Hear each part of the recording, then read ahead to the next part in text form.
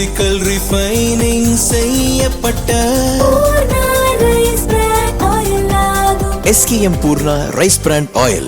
யாருடனாவது கூட்டணி அமைத்து அமைச்சராக போகிறோம் என புதுச்சேரி ரிசார்ட்டில் அதிமுக எம்எல்ஏக்கள் உற்சாகமாக உள்ளனர். இதுகுறித்து புதுச்சேரியில் உள்ள ரிசார்ட்டில் தங்க வைக்கப்பட்டுள்ள அதிமுக எம்எல்ஏக்கள் சிலர் கூறியதாவது: தமிழக சட்டசபை தேர்தலில் 47 தொகுதிகளில் அதிமுக வெற்றி பெற்ற போதிலும் எதிர்க்கட்சி அந்தஸ்தை இழந்துள்ளது. இதனால் அதிமுகவுக்குள் மீண்டும் உட்கட்சி பிரச்சினை தலையெடுத்து வருகிறது. இதிலிருந்து எம்எல்ஏக்களை பாதுகாக்க நினைத்த பழனிசாமி புதுச்சேரி ரிசார்ட்டில் எங்களை தங்க வைத்திருக்கிறார்.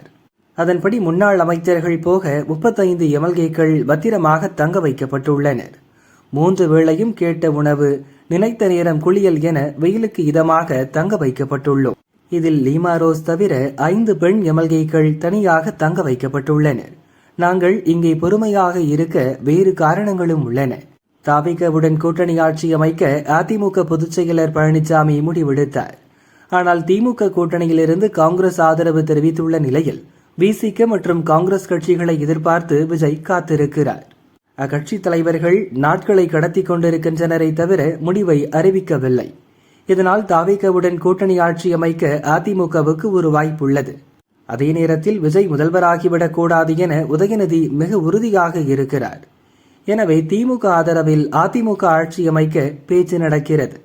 இந்த 2 வாய்ப்பில் எது நடந்தாலும் ரிசார்ட்டில் உள்ள அதிமுக எம்எல்ஏக்களில் பலரும் அமைச்சராக வாய்ப்புள்ளது. அமைச்சர் பதவி கிடைக்காதவர்களுக்கு வாரிய பதவிகள் தருவதாக உறுதியளிக்கப்பட்டுள்ளது.